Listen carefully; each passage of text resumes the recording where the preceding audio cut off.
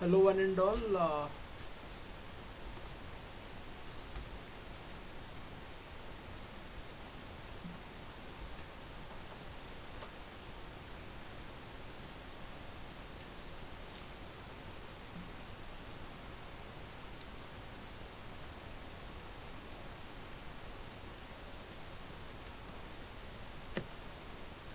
Hello one and all. This is me, Rangu Satish. Let me take some time to settle down here.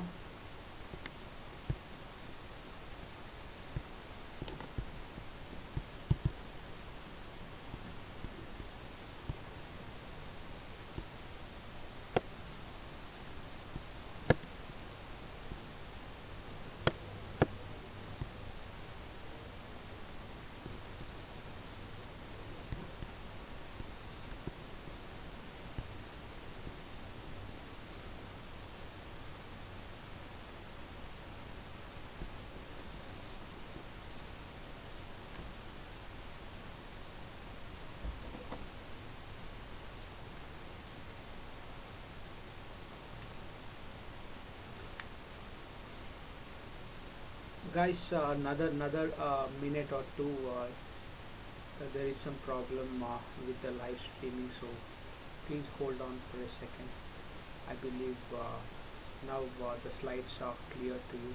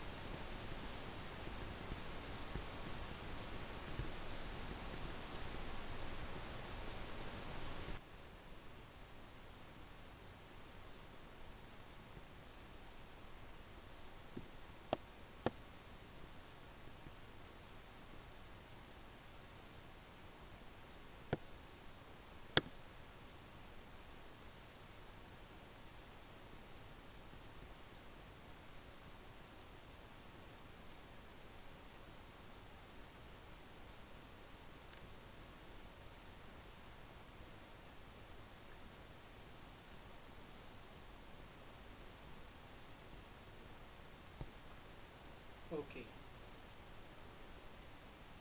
Hi guys, this is Rangu Satish, one of your favorite educator on the platform. So this is a course where we are going to discuss the multiple choice questions relating to Indian polity. Okay, so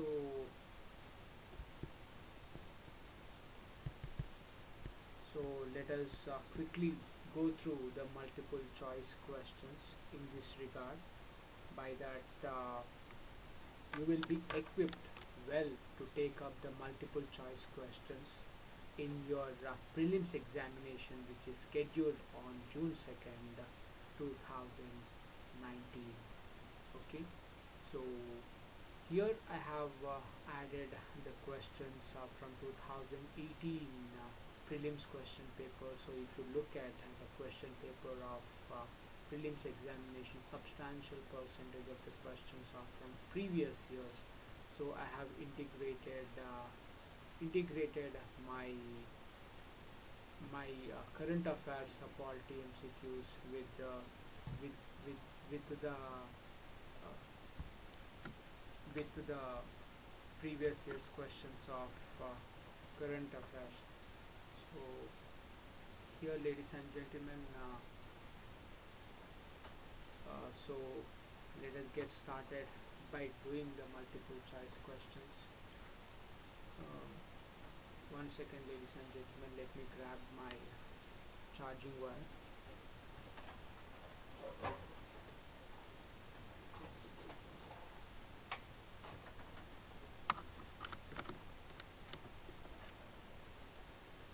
Okay, thank you. first question. In the federation established by the Government of India Act of 1935, residuary powers were given to the federal legislature, the governor general, provincial legislature, and provincial governors. So, ladies and gentlemen, here what could be the right answer? Please do write it in the comment box. Okay.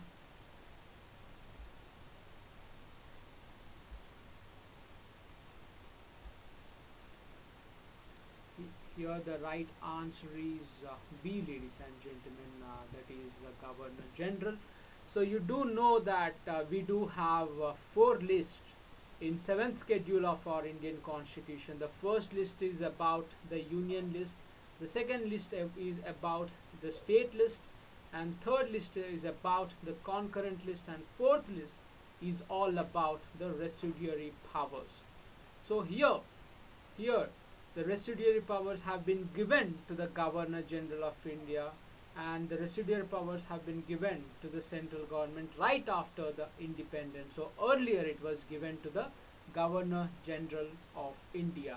So let us look at the explanation of this question.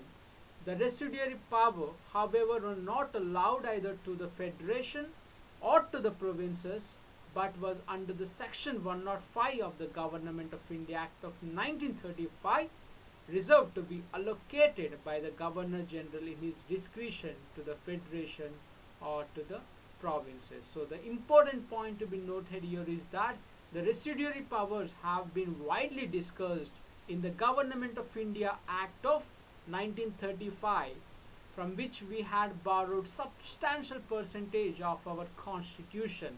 So here it is said that 60 to 70% of provisions in the Indian Constitution has been borrowed from the Government of India Act of 1935. Hence, Government of India Act of 1935 is considered to be blueprint of our Indian Constitution. Moving on to another important question. Consider the following statement. Aadhaar card can be used as a proof of citizenship or domicile. Once issued, Aadhaar number cannot be deactivated or omitted by issuing authority. Which of the following statement given is a correct? Option A, 1 only, option B, 2 only, option C, both 1 and 2, and option D, neither 1 nor 2. Ladies and gentlemen, Aadhaar card has been in the issue for 2 reasons. The first being the question of right to privacy, and the second being the relationship it has with the NRC in Assam. So hence this particular question is of high importance, as there could be a potential question based on this concept in your prelims, in your upcoming prelims. So here the answer is D, that is neither 1 nor 2. So Aadhaar card cannot be used as a proof of citizenship or domicile, and once issued Aadhaar number can be deactivated or omitted by the issuing authority. Hence the answer is D, that is neither statement 1 nor statement 2 are correct. So let us move on to the explanation of it.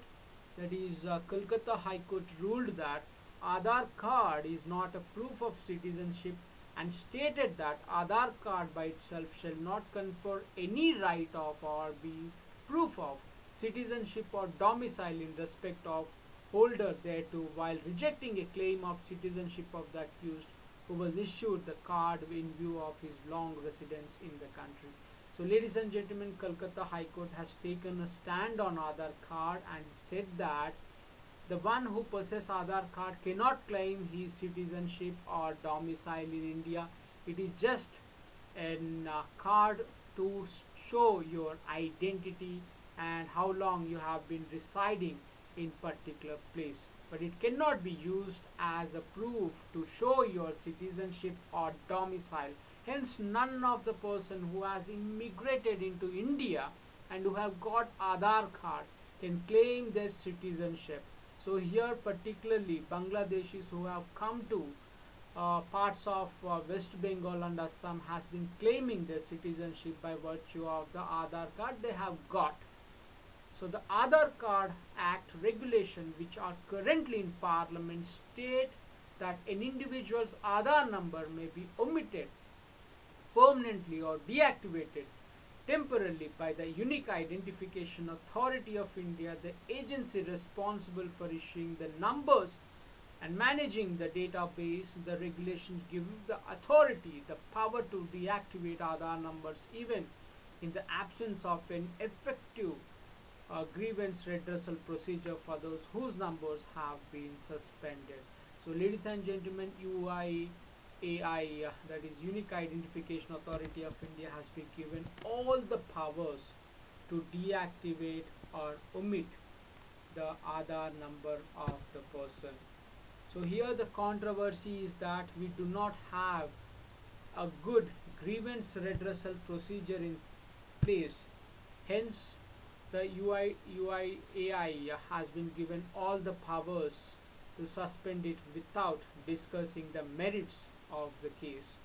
So that is a problem which has been widely criticized by the constitutional experts.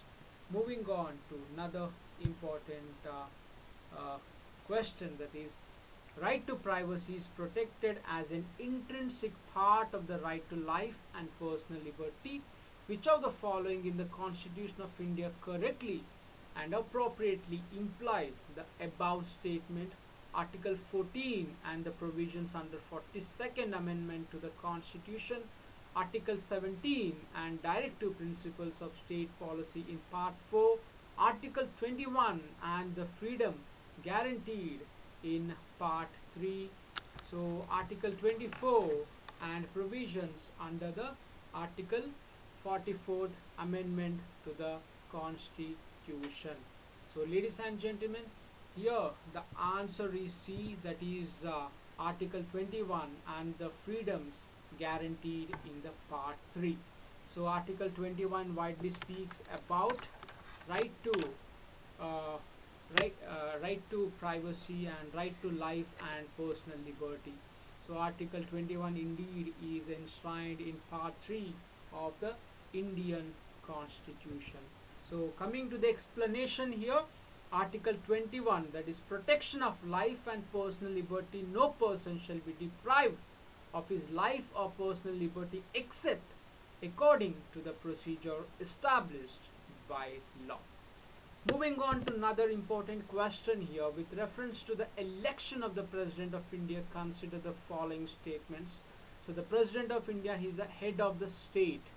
Okay, so the value of the vote of each MLA varies from state to state.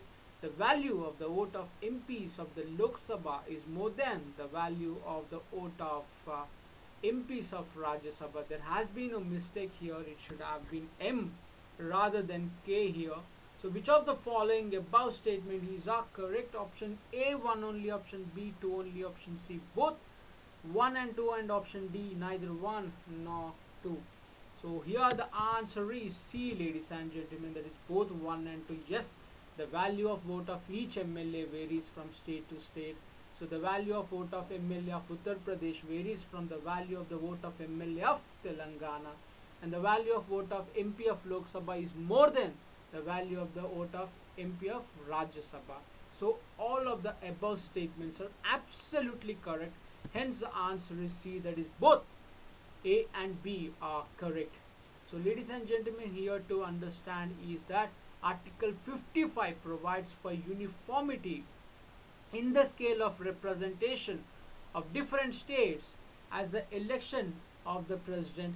Besides, there should also be parity between the states as a whole and union. So ladies and gentlemen, here there is a discussion of parity.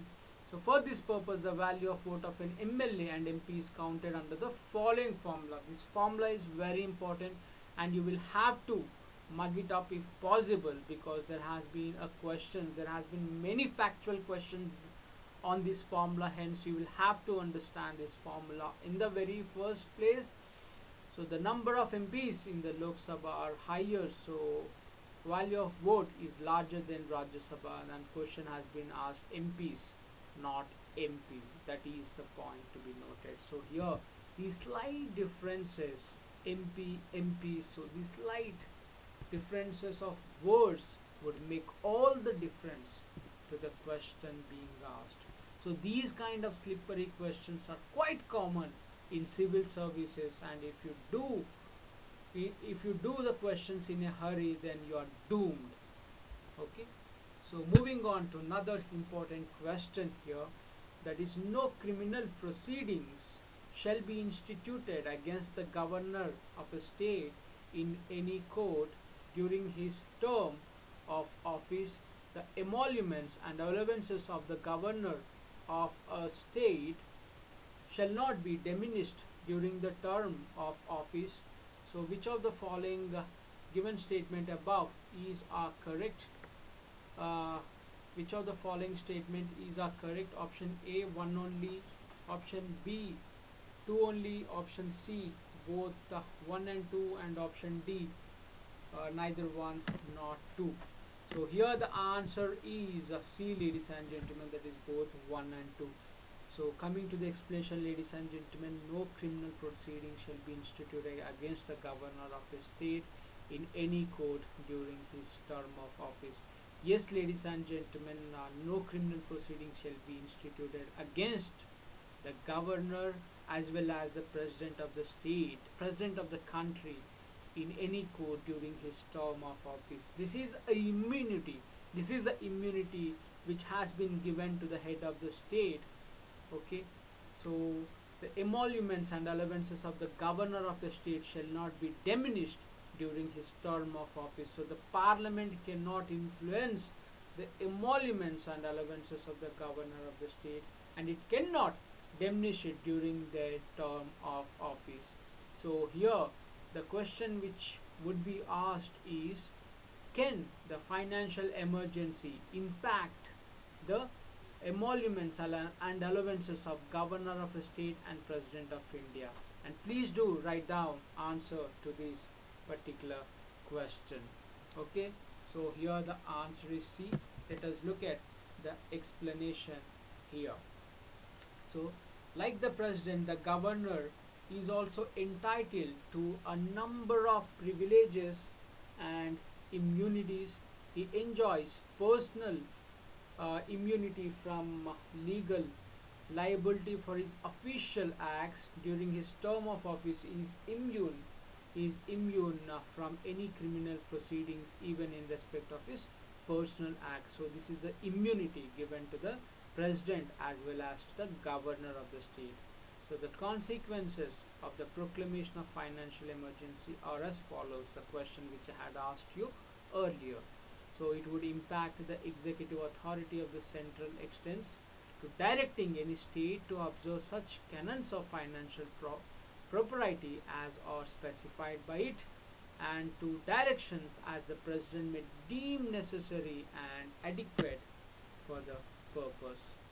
So moving on, any such direction may include a provision requiring the reduction of salaries and allowances of all or any class of persons serving in the state, and reservation of all money bills or other financial bills for the consideration of the president after they are passed by the state. So moving on to the last particular point in relation to the financial emergency is that the president may issue directions for the reduction of salaries and allowances of all or any class of persons serving the union and judges of the Supreme Court and High Court. So ladies and gentlemen, moving on to another important question, that is, with reference to the Parliament of India, which of the following parliamentary committee scrutinizes and reports to the House whether the powers to make regulations, rules, sub-rules, bylaws, etc. conferred by the Constitution or delegated by the Parliament are being properly exercised by the executive authority within the scope of such delegation? So Committee on Government Assurances, Committee on Subordinate Legislation, Rules Committee and Business Advisory Committee. Here the answer is B, ladies and gentlemen, that is Committee on Subordinate Legislation. So ladies and gentlemen, as you all know, we do have three organs of the government. The first organ is the legislature, that is Parliament, which makes the laws, and the second organ is the executive which implements the laws, and third organ is the judiciary which would enforce the fundamental rights of the country, or which would deliver the justice to the people of the country. So ladies and gentlemen, here when it comes to executive will have to implement all the rules, regulations and laws of the country.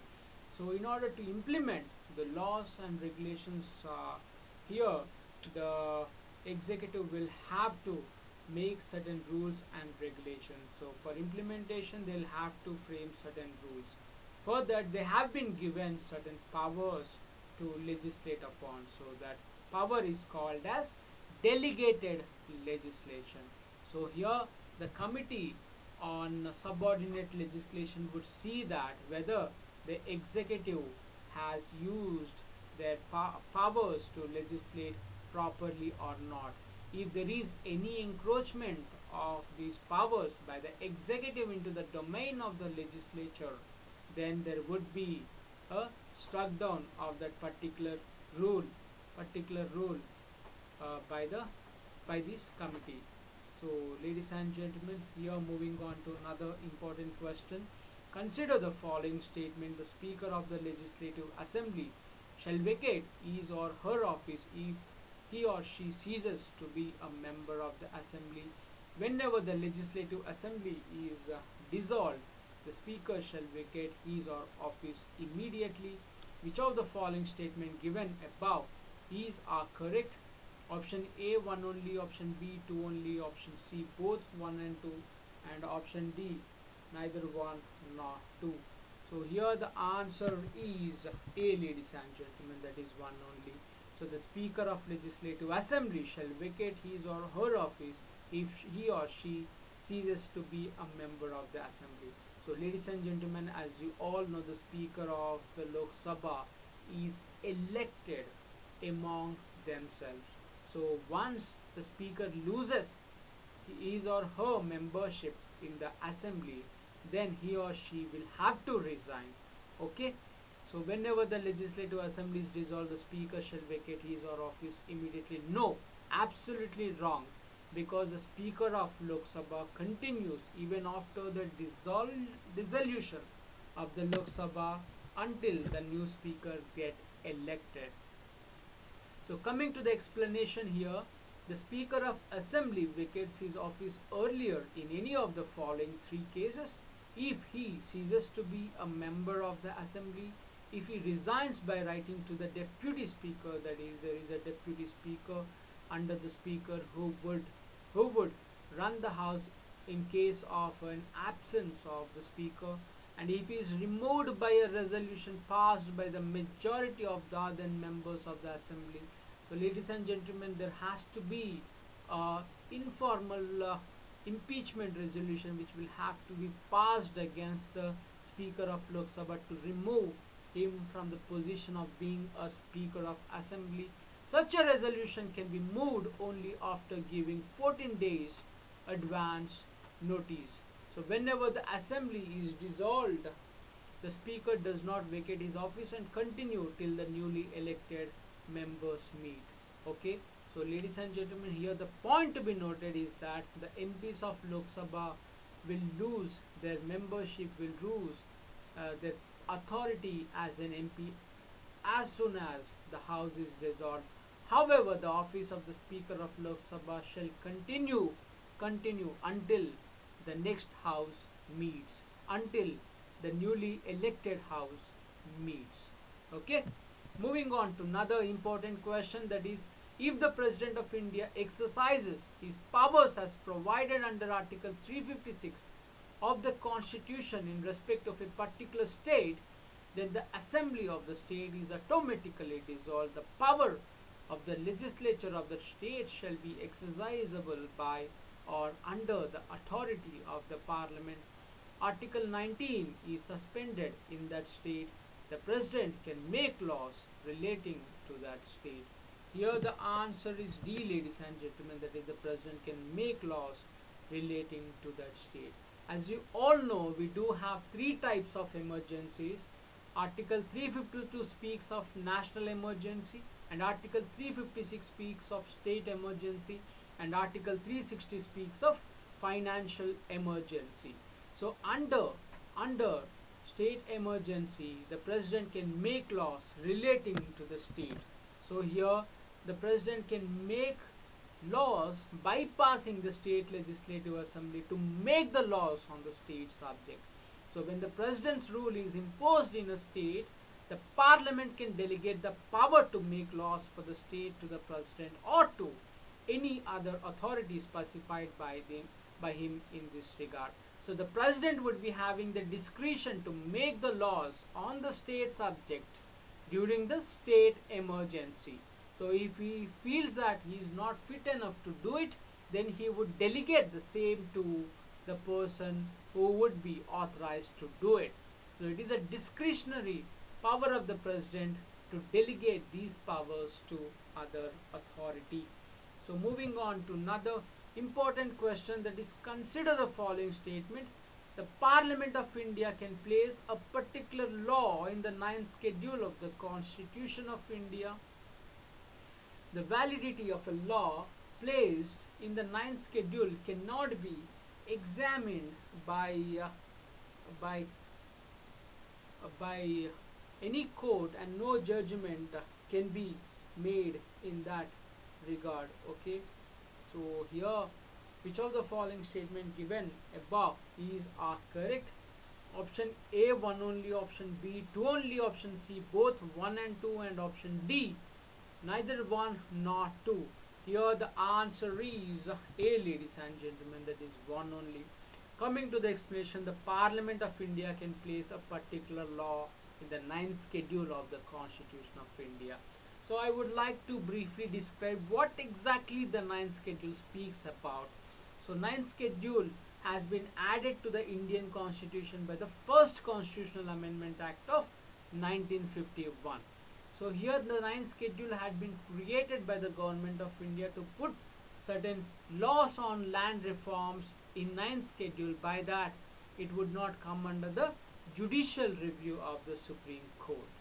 So right after then, there have been many laws passed by the Parliament of India, and they have included in the 9th schedule in order to bypass the judicial review of the Supreme Court.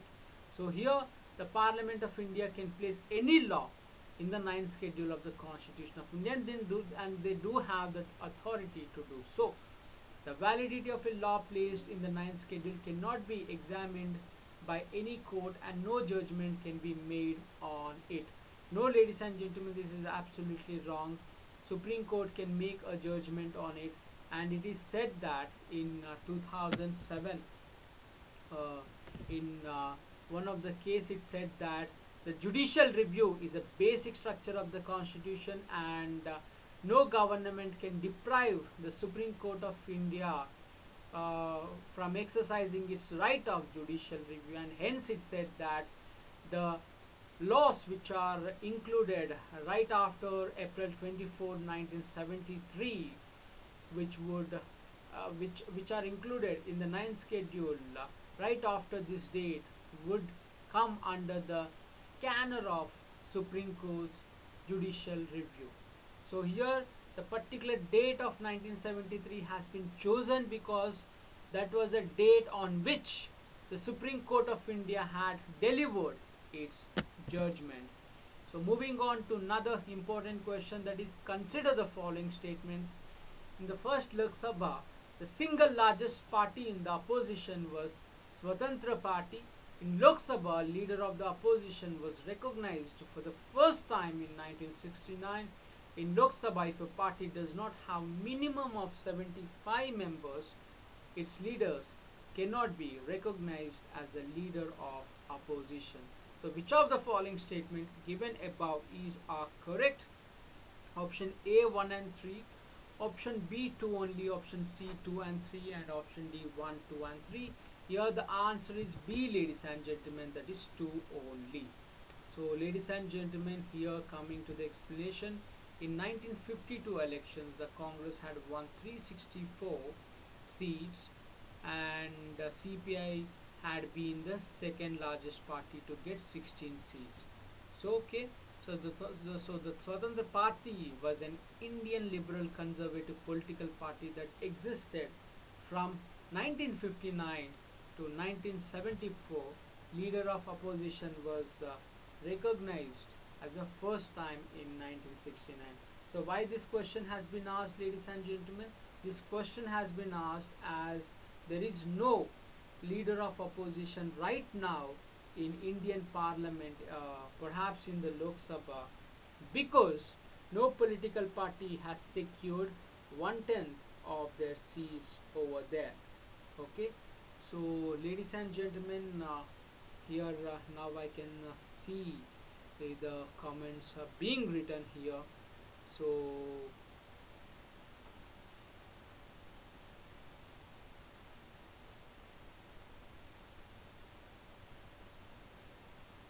please do write down your answers. So here, to become a leader of opposition, a political party needs at least 10% of the strength of the house. House total 10% of the seats means Rajya Sabha that comes to 25 and Lok Sabha 55. So no political party, even the Indian National Congress or the Congress political party, has not secured 55 seats or 10% of the Lok Sabha seats. Hence, there is no leader of opposition in Lok Sabha right now. So moving on to another important question. Which of the following reflects the most appropriate relationship between law and liberty? If there are more laws, there is less liberty. This is a very important question, and please do it. Please do this question right. Okay, this looks like a simple question, but this is one of the toughest question of 2018. So which one of the following reflects the most appropriate relationship between law and liberty? If there are more laws, there is less liberty. If there are no laws, there is no liberty. If there is liberty, laws have to be made by the people. If laws are changed too often, liberty is in danger. So here the answer is B, ladies and gentlemen. That is, if there are no laws, there is no liberty. So laws would ensure the freedom and liberty of the citizens of the country. So if there are no laws, then there would be a dictatorship. Then the dictator would deprive any citizen of their freedom and liberty. Okay, so here the answer is B. Okay, so moving on to another important question, perhaps the last question of this particular lesson. Which of the following are regarded as the main features of the rule of law? Limitation of powers, equality before law, people's responsibility to the government, liberty and civil rights. Select the correct answer using the code given below. So option A 1 and 3, option B 2 and 4, option C 1, 2 and 4, and option D 1, 2, 3 and 4. So ladies and gentlemen, please do give your answer in the comment box given below. So here the answer is C, ladies and gentlemen, that is 1, 2 and 4. Let us look at the explanation. So the rule of law identified 8 principles to define it, and these are the 5 principles which are of high importance. So the first principle of rule of law is that the law must be accessible and predictable. So take for example Article 39A, which says that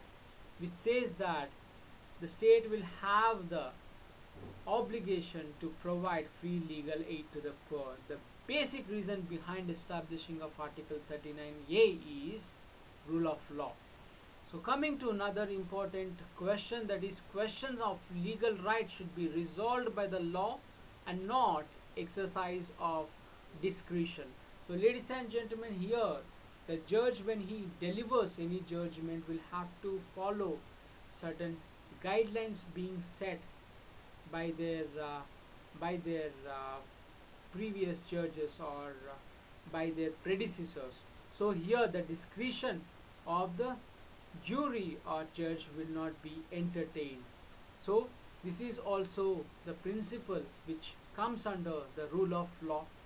Moving on to another important point, that is the law should apply equally to all except where objective differences justify the differentiation, and ministers must act within their power and not exceed their limits. That is what being written, that the executive cannot exercise their powers beyond the powers given under the or given to the executive organ of the government. So finally, coming to another principle which ensures rule of law is that the law must afford adequate protection of fundamental human rights. So ladies and gentlemen, these were a couple of the questions which I wanted to discuss, and these are very important static and current affairs questions, and there would be high probability of asking the questions based on these lines. And thanks for all your support and joining me live on this platform Unacademy. So ladies and gentlemen, have a great night ahead. So do enjoy the study and do have the probability of getting succeeded in an attempt on June 2nd 2019. And if you do have any doubts on Indian polity, please do message me over the Unacademy Education app. So ladies and gentlemen, thank you so much for being with me in this particular lesson. It's been a great honor indeed. Thank you so much.